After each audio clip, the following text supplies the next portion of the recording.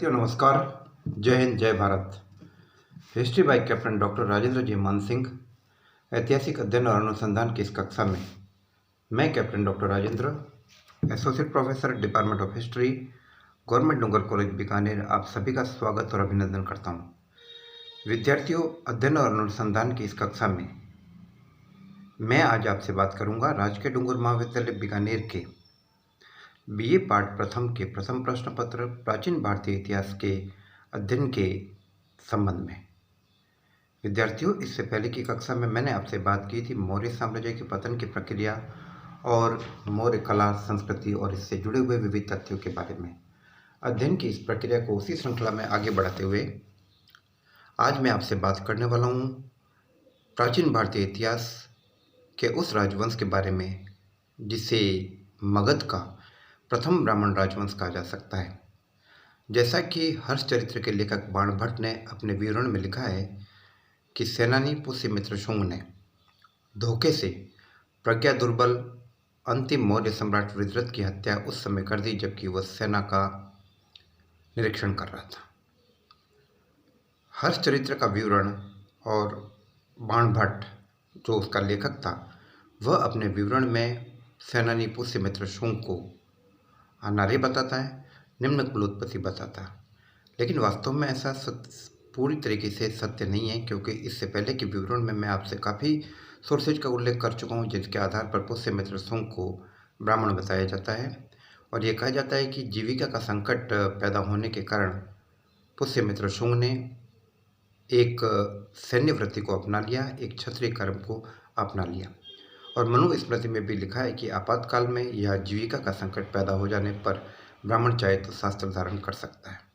और रही बात बाणभट्ट के विवरण की, हर चरित्र की जानकारी की, तो इसमें अनार्य या निम्न कुलोत्पत्ति का निम्न उत्पत्ति से संबंधित करना, एक्चुअली उसको बाणभट्ट ने कर्म से जोड़ने की कोशिश की है कि अर्थात सेनानी पुष्यमित्र शुंग ने अपने स्वामी की, अपने राजा की धोखे से हत्या करके निम्न कोटि का कर्म किया है, अनार्य कोटि का कर्म किया है, इसलिए उसने इसको संबोधित किया।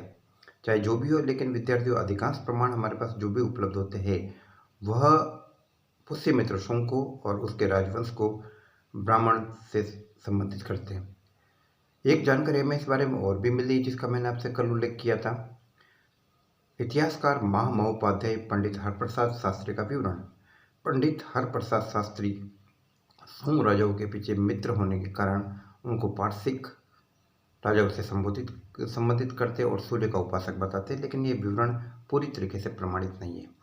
तो विद्यार्थियों, हम आज जिस राजवंश की बात कर रहे हैं वो भारतीय इतिहास का एक ऐसा पहला राजवंश था जो अपने आप में कई अभिनव प्रयोगों से संबंधित था और कई विविध प्रकार के तथ्यों से युक्त था।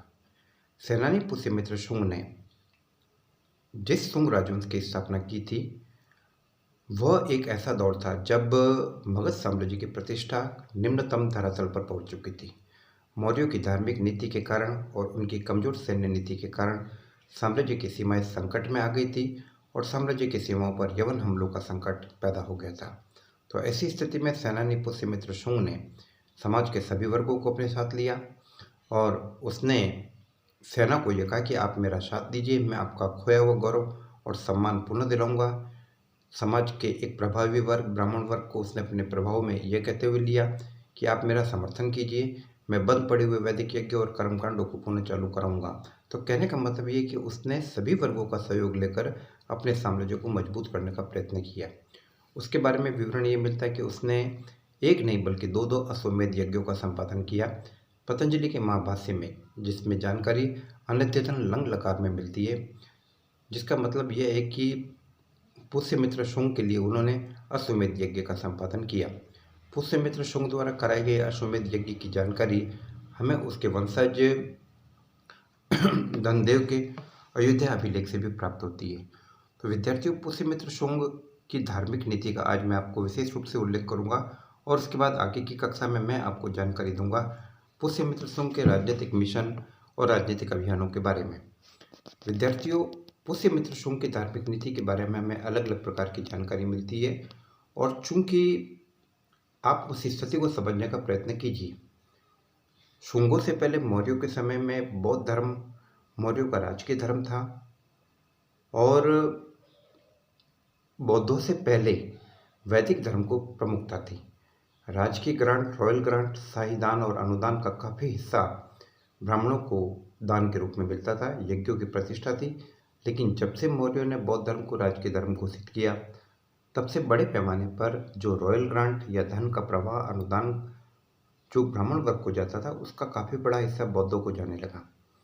इससे उनमें आक्रोश पैदा हुआ, जो स्वाभाविक था। और दूसरी बात ये थी कि ब्राह्मण वर्ग एक प्रभावी वर्ग था और पुष्यमित्र शुंग ने इस चीज को अपने राजनीतिक उद्देश्य के लिए भुनाया। लेकिन इस आधार पर कि पुष्यमित्र शुंग ब्राह्मण था और पुष्यमित्र शुंग ने मौर्य सम्राट की हत्या की, इसलिए उसने ब्राह्मण धर्म को राज्य में सर्वोपरिता दी। इस विचारधारा को दिमाग में बनाकर बौद्ध विचारकों ने बौद्ध ग्रंथों में, जिसमें हमारे सामने दो महत्वपूर्ण जानकारी मिलती है, दिव्यावदान का विवरण है और लामा सारनाथ का विवरण है कंग्यूर तंग्यूर के हवाले से। इन विवरणों में पुष्यमित्र शुंग के ऊपर कठोर धार्मिक नीति अपनाने का आरोप लगाया गया और विशेष रूप से उसके ऊपर ब्राह्मण समर्थक और बौद्ध धर्म का शत्रु होने का आरोप लगाया।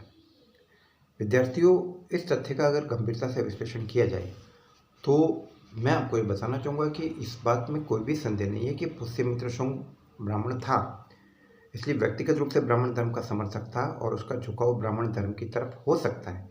लेकिन इसका मतलब ये नहीं कि वह अन्य धर्मों के प्रति और विशेष रूप से बौद्ध धर्म के प्रति विद्वेष रखता था।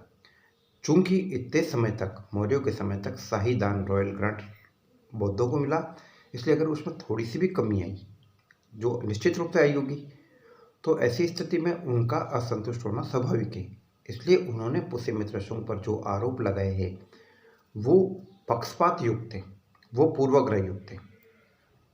दिव्यावदान का विवरण जो हमारे सामने जानकारी देता है कि जब दिव्यावदान में एक जानकारी मिलती है जिसमें यह कहा गया है कि जब पुष्यमित्र शुंग को अशोक की महानता का पता चला तो फिर लोगों से पूछा कि भाई अशोक की महानता का राज क्या है। तो कहा जाए कि उसने 84,000 स्तूप बनाए हैं। तो उसे अशोक की महानता के प्रभाव को खत्म करने के लिए दिव्यावदान के विवरण के अनुसार 84,000 स्तूपों को नष्ट करना चालू कर दिया।